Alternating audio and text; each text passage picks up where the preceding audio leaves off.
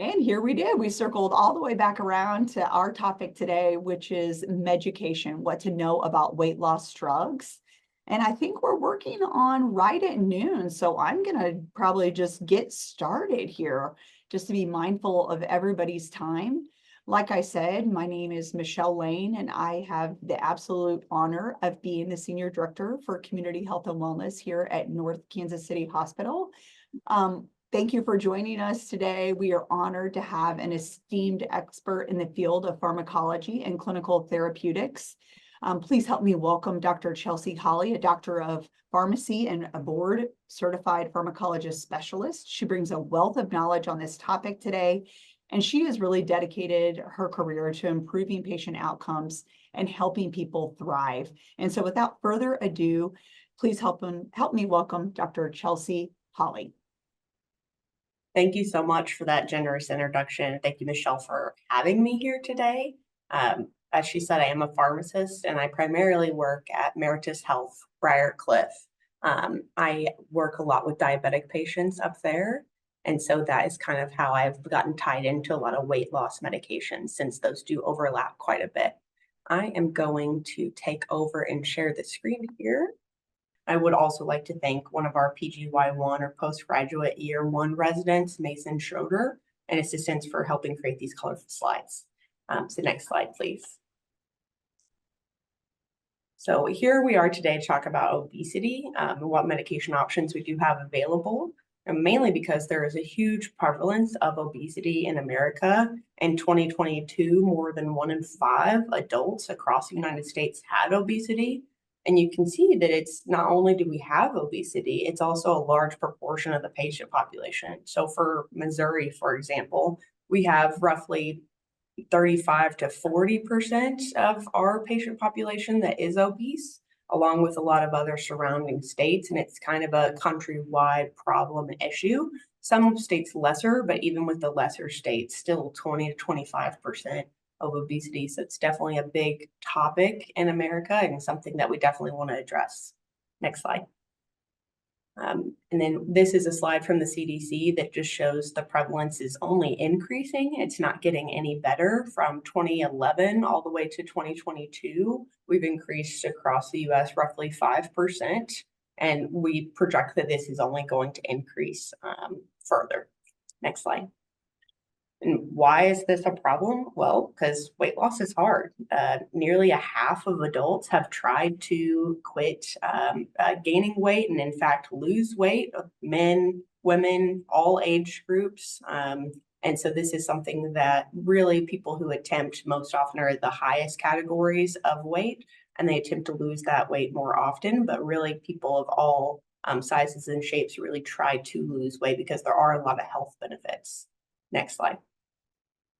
And then why is weight loss so difficult? Why are all these people continuing to attempt to not feel like they're reaching their goals? Well, some things can be affected or changed, such as dietary habits, but some can't, like metabolic factors.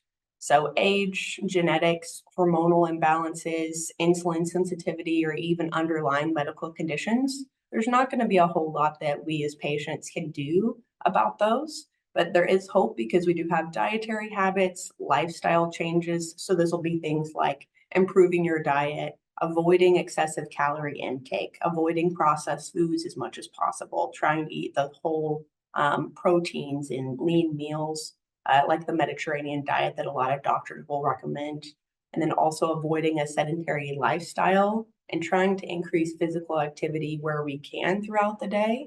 I personally like to go on a walk over lunch if I'm able to, but I'm just trying to find those times throughout the day to go ahead and fill in that physical activity where you can. Other things can be psychological factors. So psychological factors can be if you have a history of anxiety or depression, eating disorders. It's very important since it makes weight loss even more difficult to go get those addressed with a healthcare provider, so that you can be in the best spot possible to tackle your goals and ultimately lead to a more effective weight loss. Next slide, please. So we know weight loss is hard. Who is eligible for potentially a weight loss medication? So generally, this is someone who has body mass index of 30 or above. That's kind of its own qualifier. If that is met, then most patients of that group are going to be able to start on the medication just due to the detrimental effects of having extra weight on our long-term outcomes. You can also have a body mass index that's a little bit lower at 27 plus a comorbidity. So comorbidities can be anything like high blood pressure, high cholesterol, coronary artery disease, diabetes, or things like PCOS. But a lot of times it's the chronic conditions that we often think about for people that deal with these and have medications lifelong. And then these people also have to have an inadequate response to lifestyle interventions. So they've tried dieting or restricting their calorie intake, or they've tried exercising and really not found any progress in their weight loss. Next slide, please.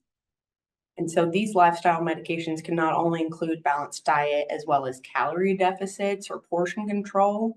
It also includes regular exercise. We need to make sure we're trying to get in our 150 minutes per week. I know that that is easier said than done. And they actually recommend more exercise than that, closer to 200 or 210 minutes per week. But 150 minutes is really the bare minimum of kind of the aerobic cardiovascular exercise.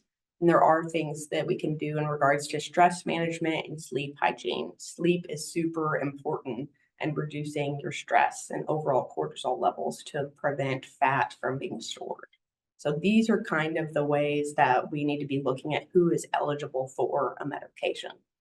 And then there is a reason to go ahead and lose weight, like I've kind of been alluding to, the better benefits of having weight loss, not only in confidence and aesthetic reasons, but for diabetes control. I work with a lot of diabetic patients who, whenever they lose weight, their blood sugar numbers are improved.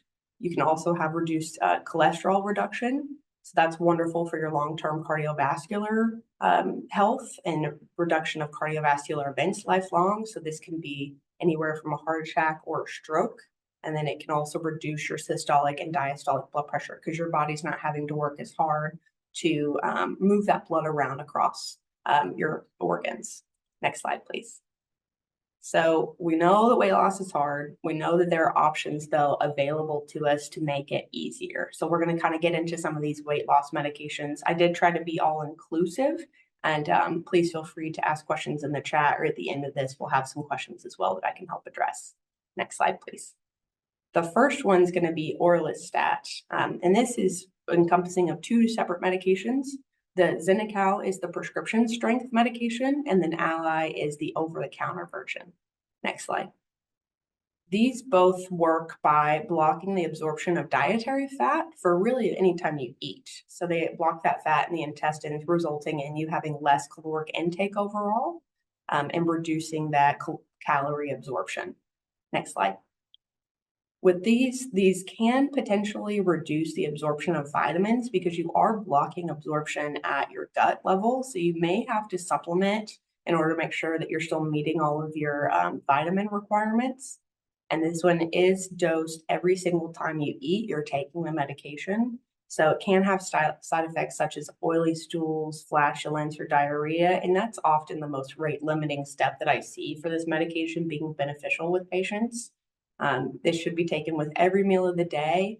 That's another thing that may not be the best because if someone has to try to remember to take it 3 times a day, that can be a deterrent. And then it also can lose efficacy over time. We'll talk a little bit more about that one. And as I said, Ally is available over the counter, huge plus, not a lot of over the counter options available for weight loss. So that is a really nice thing about this medication. Next slide. So Xenical, the prescription-only version, 120 milligrams when dosed at 3 times daily with meals, showed an average weight loss of 10% compared to placebo, which is fantastic. An over-the-counter medication that can give you 10% weight loss in addition to diet and exercise is great. And this showed to work for around a half a year before kind of losing that efficacy.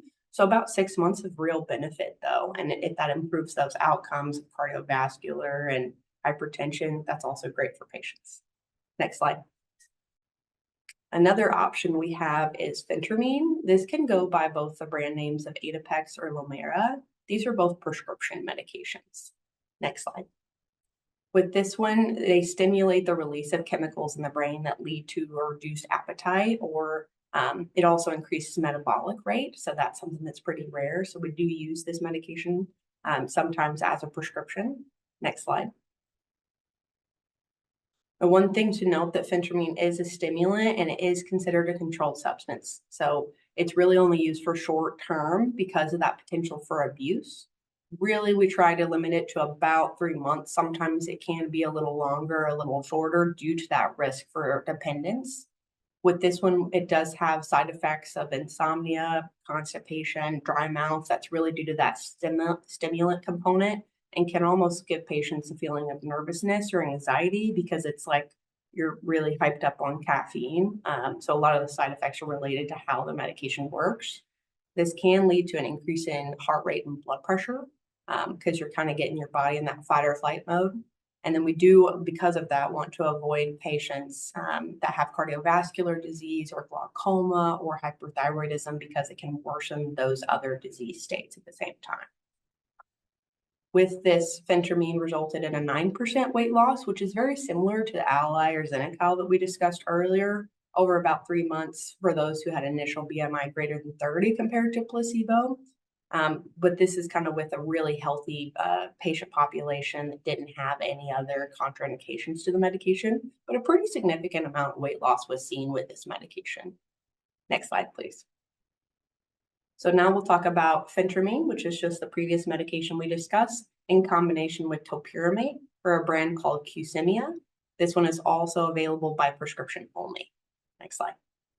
This one works by suppressing appetite, like we already talked about with the phentermine component, but then it also adds in topiramate, which reduces food cravings, which I know this is a big thing for me. I have a lot of cravings for sweets at the end of the day. So this kind of helps reduce those cravings and makes you feel full faster, which is really beneficial for a lot of patients. Next slide. With this, it does require a dose titration. Pretty much anytime there's a dose titration, it's mostly to mitigate side effects, to make sure that we're going low and slow and that we're mitigating any side effects we could if we just started a patient on the highest dosing or full dosing. One thing about this one that is very beneficial is it can be prescribed for long-term use. Not all of our medications are like that, and that we do want to make sure that we're also trying to do it in combination with those lifestyle modifications, such as portion control and exercise. And we're trying to do those as much as we can in combination with it, and it can be used for a long time. This one can increase your heart rate and your blood pressure. And then it does have side effects of insomnia, constipation, dry mouth, and numbness or tingling. And we do want to avoid this in any sort of pregnant patient, if at all possible, just due to some of the side effects that could happen. Next slide. With this one, it showed a similar weight loss component, and about 70% of those receiving it. Over a longer period of time, though, this one was closer to about a year. And then it did exclude patients with type 1 diabetes, among other things. And then I believe this slide went back a little bit. May need to go to the next slide. Michelle. Oh, there we are.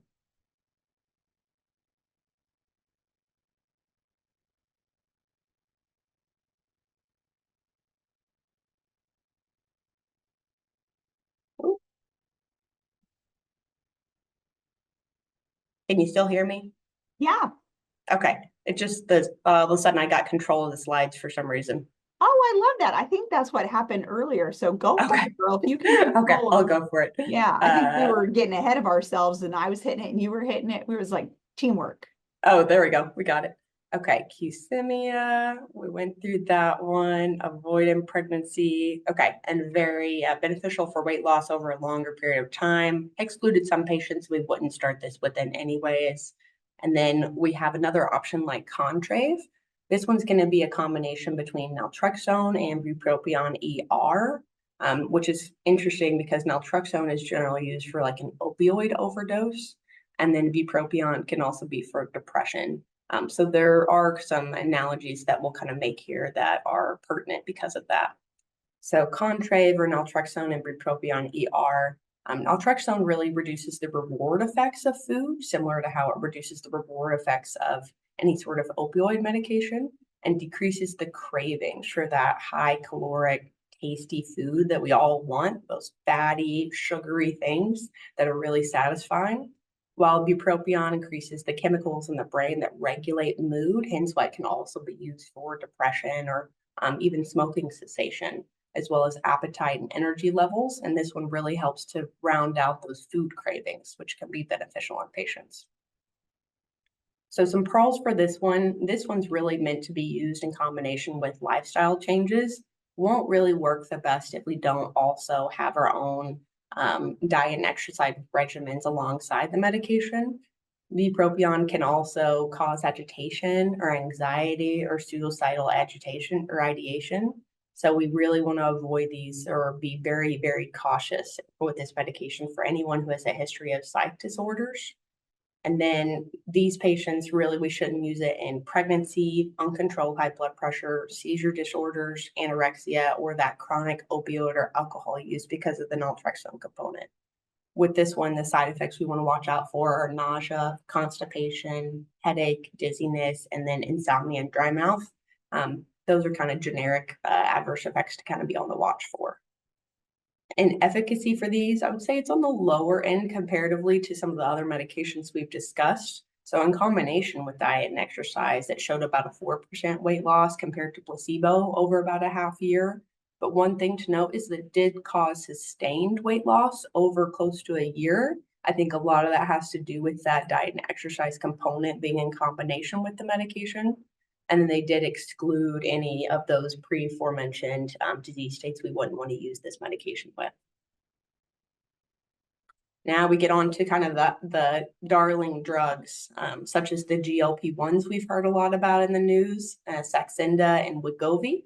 So Saxenda is the weight loss equivalent of the diabetic medication for Victoza.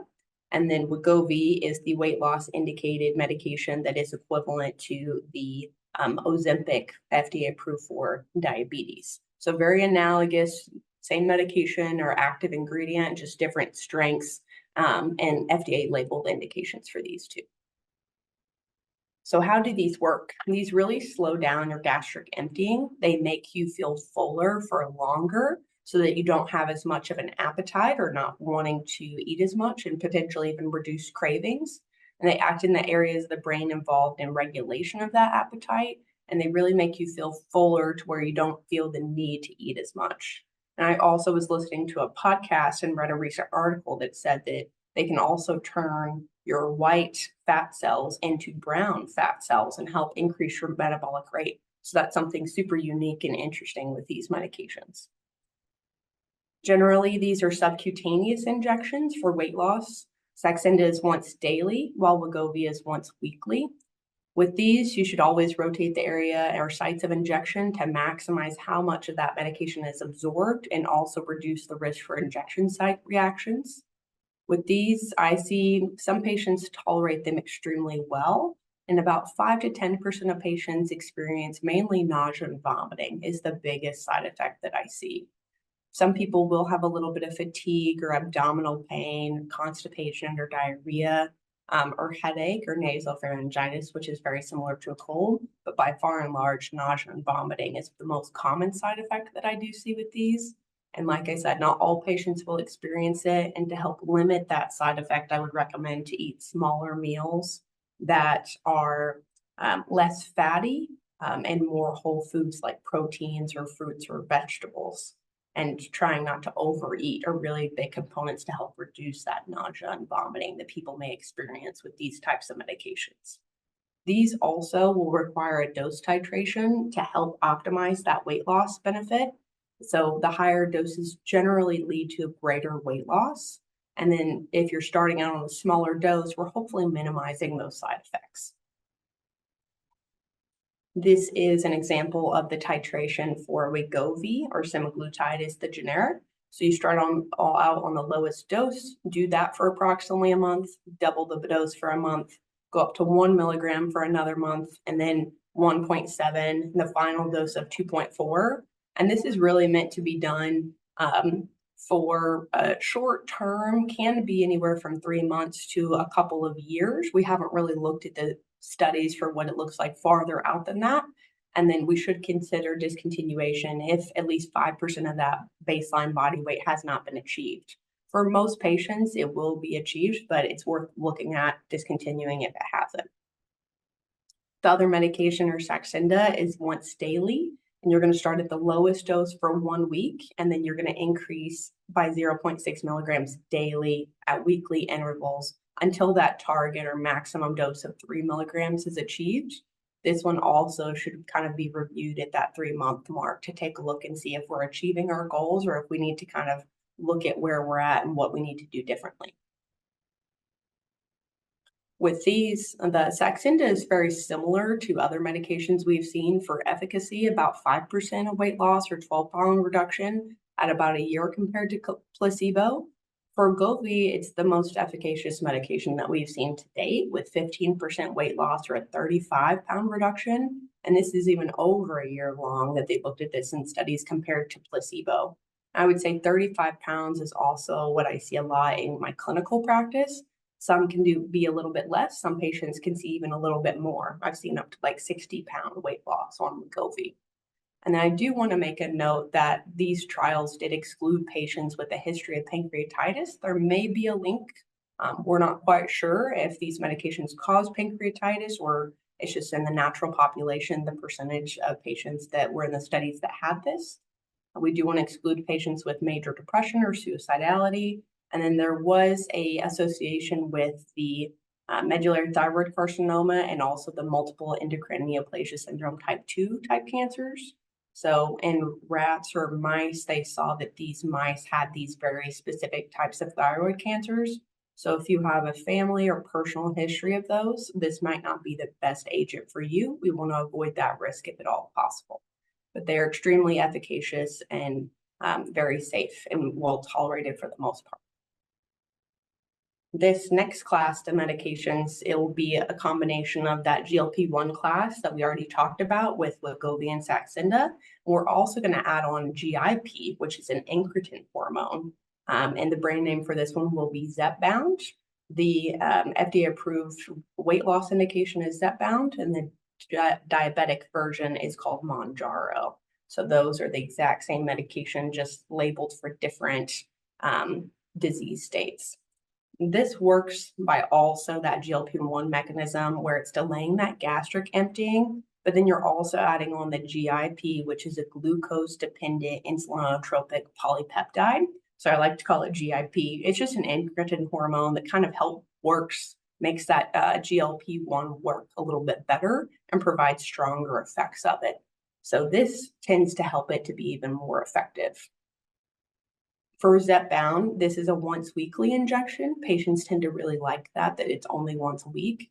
Similar to the other medications, you'll want to rotate the injection sites and reduce the risk for injection site reactions. This will also have extremely similar side effects for abdominal pain, nausea, vomiting, that kind of fatigue overall, and then does always require dose titration to optimize that weight loss effect and minimize any side effects. Here's an example of that dose titration for Zepbound. Patients start on 2.5 milligrams once weekly for 4 weeks, then increase to 5 milligrams once weekly. And at each dose, you increase by 2.5 milligrams over a period of about a month for every 4 weeks to a maximum dose of 15 milligrams per week. This 15 milligram per week is where you're going to see the maximum benefit, the maximum weight loss. You will also see weight loss at lower doses, but it's just not going to be to the biggest weight loss that you could potentially get. So if some patients can't tolerate that full 15 milligram dose, it is still beneficial for them to be on, say, a 7.5 milligram dose, if that's the dose they're able to tolerate while also having weight loss. With this one, this has shown even greater potential for weight loss compared to even Wegovy, which had about 15%. This one will go all the way up to 20% weight loss compared to placebo. And then higher doses, as I said, typically have better results, but can experience more side effects. We've also had to add in the complicating factor of drug shortages as of late, because everyone wants to be on these types of medications. So drug shortages can also be a complicating factor. So in summary, really, if you're struggling to lose weight despite trying to modify your dietary or physical activity levels, there are medication options available for you. I just would recommend to talk with your pharmacist and your primary care physician or healthcare provider about what your options really are, and we'd be happy to help make the choice with you for what your right medication should be.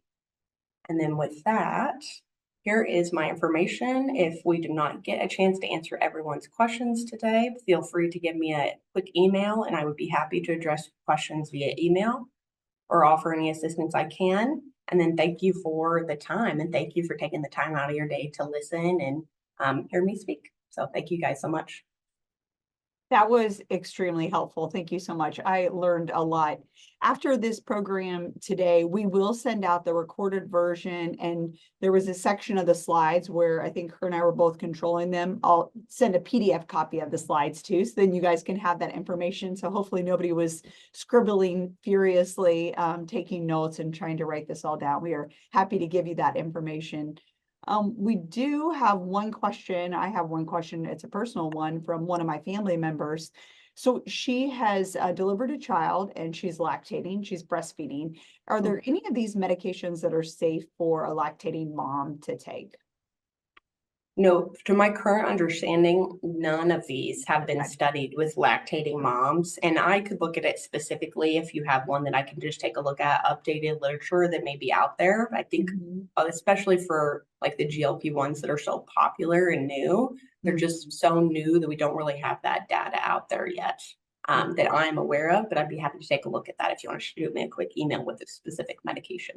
Okay, perfect. Let me check the chat and make sure that we don't have any other questions in there. Oh, I got an email question. Wonder if the chat isn't working. The email question is, what do you think of all of these offshoots of companies doing the weight loss drugs by mail? That is a very good question. I personally am not a proponent of those because there is a reason that these have gone through very vigorous testing for FDA approval for safety as well as efficacy. I think that if patients, obviously due to the drug shortage, there is a huge request for them. But for me personally, I don't think that I would go in some of these offshoots or mail orders or med spa arenas just because they have not gone through that rigorous testing to show safety as well as efficacy. So you are taking a risk. It may not work as well as we would hope it will, or it may have actual side effects or safety concerns with it. And they oftentimes, aside from that, can even cost a lot because they know they can charge it with the demand that these medications have had. So I think everyone has to make their own decision and what is beneficial for them. But for me personally, I don't think that I would take that risk. And I would try to, by any means necessary, get it through an FDA approved channel. We've got a couple of questions that popped up in the Q&A section. I'll just read them to you. It says, a lot of these medications are not covered by insurance. Do you see any changes for this in the future? I do. I think that's a really great question. And insurance is so difficult right now. I have so many patients that we help out with every day with cost of medications and how expensive they can be. And these medications, a lot of these are quite expensive. I do see specifically the GLP-1s becoming much more affordable here in the near future whenever that demand maybe dies down a bit and there's more on the market. Because there is a lot of literature coming out to say that there is improvement of cardiovascular mortality, as well as we've talked about, weight loss reduction, blood pressure improvements, diabetic goals that can help be met with the weight loss reduction that happens from these medications. So I think that in the future, as more drugs are available on the market, because more manufacturers want to meet that demand and make that profit, that more insurance formularies will cover them more for the cardiovascular mortality benefits in the future. So there's a lot of things that are really great about these medications. And I think that as more literature comes out to support not only weight loss, but the additional benefit, that they will soon be covered better than now. That's a good Great question. Looks like Amanda asked, there has been a research that suggests that patients on Wegovy need to potentially be on it longer and titrate tapered down when it's time to come off the drug. Do you happen to know more about life after stopping these medications? Yeah, so there's a little bit of mixed messaging that's happening right now. So Novo Nordisk, that manufactures Ozempic and Wegovy, has come out with literature saying that this can be more long-term of a medication than we originally anticipated, it being kind of a shorter term, 3 months or under a year. And they're starting to look at studies for long-term and considering weight reduction and obesity more of a long-term disease state, which a little bit conflicts because I have seen a couple studies that say whenever people come off of Ozempic specifically for diabetes, not Wegovy related to the weight loss indication, that people can gain the weight back. And I do see that happens sometimes in patients who do not take the steps to have the dietary changes, physical activity changes that are necessary to help that sustained weight loss. So there is literature to say that these can be taken long-term, and that if you do stop, there may be a rebound of that weight, mostly dependent on lifestyle changes. So if that's something that is pertaining to you specifically, just recommend to definitely reduce caloric intake, incorporate more activity every day, and try to reduce processed foods and kind of eat healthier to maintain that weight loss lifelong. Great question, though. All right, I'm checking both of them, both of my spots. I think you answered all the questions. That was an absolute wealth of information. I appreciate you so much for coming on and sharing your expertise on this topic with us. And thank you everybody for joining us today at North Kansas State Hospital Meritas Health, another great educational offering by our community health and wellness team. So if you'd like to learn more about our other classes, it's www.nkch.org/classes. And everybody just have a great day. Thank you so much. Thank you. Mm-hmm.